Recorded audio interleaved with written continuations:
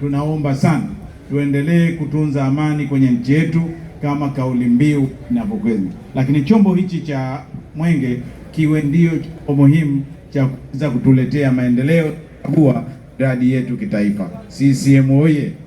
Kidumu Chama cha Mapinduzi! Asanteni sana kwa kunisikiliza na karibu sana kiongozi wa Mwenge.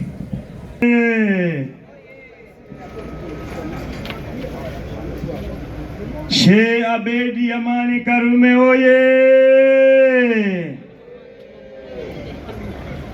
Mheshimiwa mkuu wa wilaya na ndugu viongozi ambao mko hapa, tambue uwepo wa naibu katibu mkuu wa Chama cha Mapinduzi Zanzibar.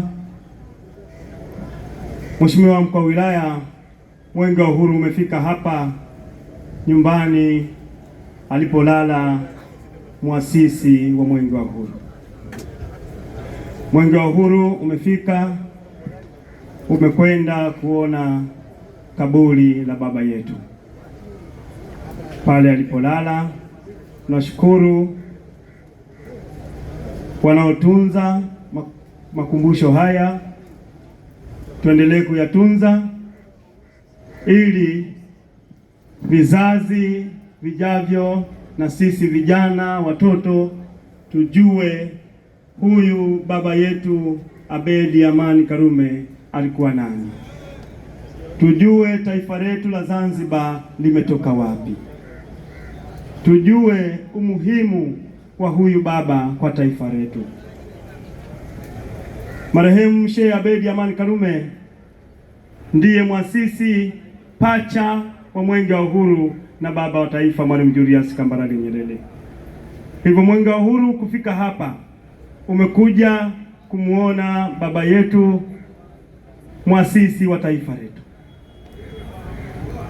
Ndugu zangu wananchi, viongozi mlioko hapa, tukumbuke kabisa kwamba mwasisi wa taifa hili la Zanzibar, Sheikh Abeid Amani Karume, ndiye aliyefanya mambo yote ya kuhakikisha taifa hili linakuwepo. Mapinduzi matukufu ya Zanzibar yamepatikana kwa nguvu zake.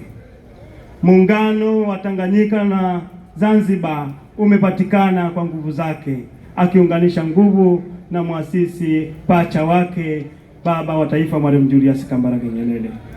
Hivyo ndiye aliyehimiza wananchi kuendelea kushika njia kuu za uchumi. Alihimiza wananchi kuendelea kumiliki ardhi katika makumbusho haya ya baba yetu, na niwashukuru waliosoma dua wote, shehe pamoja na padri, niwashukuru sana. Baada ya kusema hiyo, Mheshimiwa mkuu wa wilaya, sasa tunaweza kupata picha moja hapa ya wakimbiza Mwenge. Baada hapo tuendelee na ratiba inayofuata.